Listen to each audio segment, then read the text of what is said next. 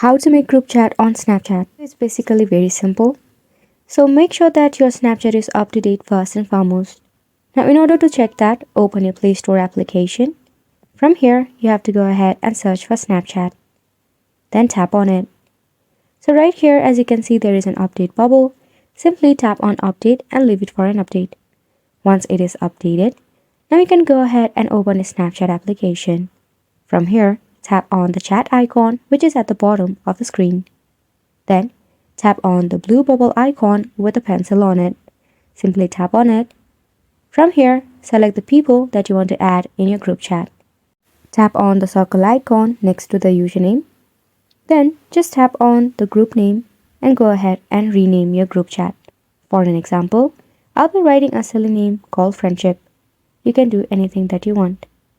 Then, once you are done, tap on Chat with Group. Now you can easily make conversation with a friend. You can simply type in a message, or you can even go ahead and send them stickers. For that, just tap on the sticker icon right here, and you will have yourself a lot of stickers that you can go ahead and try out. Wasn't it simple? So go ahead and give this a try, and thank you so much for watching.